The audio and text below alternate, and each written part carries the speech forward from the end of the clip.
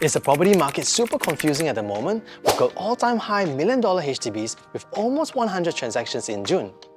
HDBs selling for more than $1.7 million. If you own a HDB today, you might be thinking, are these high prices sustainable? Will the prices keep going up forever? What if there are more cooling measures? You may also be thinking, should I hold on to my HDB or sell now before the prices correct? Should I upgrade to a condo or downgrade and hold on to cash? Seems like the market is very hot, right? But at the same time, you see developers getting fearful. In the recent government land sales, fewer developers are bidding and the bids are much lower. And for the first time in 20 years, not a single bidder for a government land sale. So does that mean the condo market is going to crash? Should I wait for the crash, then sell my HDB and upgrade to condo? We see that the market feels stuck with a lot of resistance. And we also see a lot of uncertainty about interest rates. Do you feel like there's a lot of fear and uncertainty in the market? You're not alone. Hi, I'm Mark, and today I'll be sharing with you how to make sense of the market so you can make an informed decision on your property. Let's firstly look at the HDB market over the last 12 years. We're currently at the all-time high of PSF with an average of 620 PSF. You can see there was a high in 2013 before prices dropped due to cooling measures. The prices dropped until 2015, then remained stable with a slight downtrend for 5 years until 2020, which is when COVID hit. Essentially, when construction was halted and there was no visibility over BTO supply, buyers were all forced into the resale market. So if you have high demand and no new supply, prices went up until now. But if COVID didn't happen, where do you think the market would be? Probably around 2020 prices, which is around 420 PSF or slightly lower since the market was on a downtrend. So today's high prices you can see are somewhat artificial. Do you think prices will continue to rise and stay artificially high forever? You see multiple cooling measures, the fourth one since 2021. You can see the goal is very clear: to make public housing affordable. Another objective is clear. The government wants a stable and sustainable property market. In another article, we see what the government is doing in the HDB market. More grants, making public housing affordable, shortening the waiting times for BTOs, and ramping up supply to make flats more affordable. Essentially, we see that the government has increased BTO supply to soak up demand and reduce pressure on the resale market, with the main goal of making HDBs affordable for a stable and sustainable property market. So what does this mean for you if you're a HDB owner? Remember that the current high prices are very much artificially driven, mainly due to COVID. If you look at the government's clear objectives and also the upcoming BTO supply, HDB prices won't stay high forever. It's just a matter of time before the market stabilizes and HDB prices come down and moderate. So if you're thinking about selling your HDB, you're in a very good position already thanks to COVID, and I recommend selling sooner rather than later. Let's see what has happened in the past during uncertainty and a market that feels stuck like now, where sellers are calling for crazy high prices, but buyers also feel scared and priced out of the market.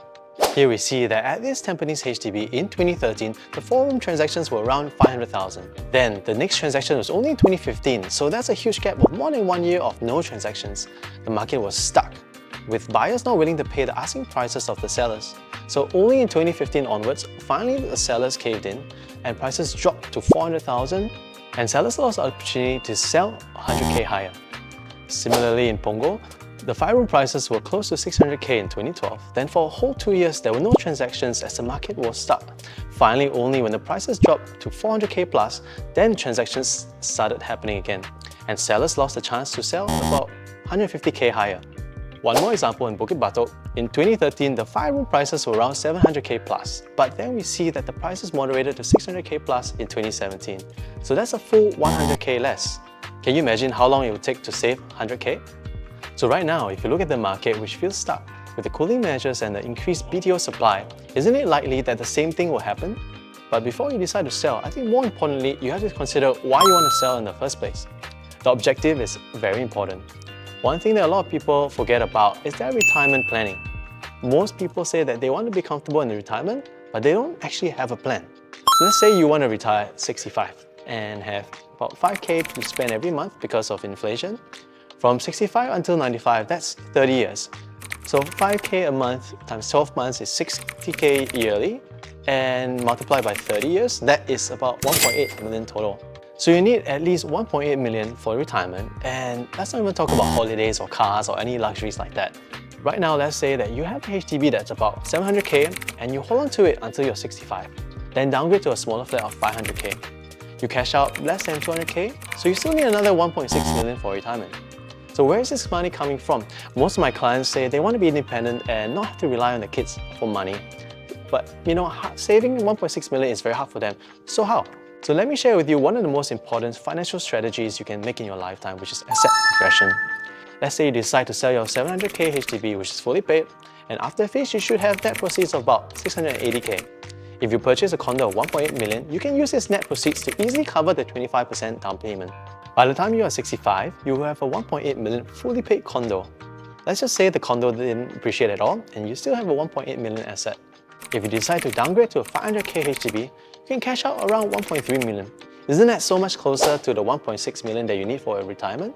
More realistically, the condo will likely appreciate and be worth 2.2 million or higher by the time you exit. Now, if you downgrade to a 500k HDB, you'll cash out about 1.7 million. Doesn't that already fully cover your retirement funds?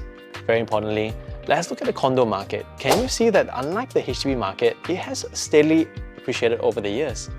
While the HDB market was slightly negative during 2015 until 2020, the condo market actually outperformed and steadily appreciated. Why is there this discrepancy? Essentially, the HDB market is very heavily regulated by the government as they have long-term goals of affordable public housing and a stable market. Without COVID, we likely would still have that. But now, the government is trying to moderate the HDB market back to an affordable level. HDBs are public housing designed for people to live in and not to speculate or flip as an investment. On the other hand, the private residential market is given a bit more flexibility and free rein so they can be allowed to appreciate at a stable rate. So if you're a HDB owner today trying to figure out what to do, firstly, congratulations, you're sitting on a lot of profit right now thanks to COVID. So it's really up to you to decide where to go from here, whether you'd rather be comfortable now or have a more comfortable retirement later on. I believe you have a better understanding of how the HDB and condo market works individually.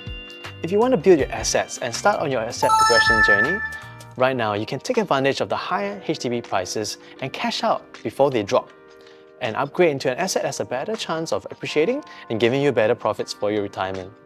If you'd like to know more about how I can help you on your property journey today, just call me at 8139-1189. See you in the next episode. Bye.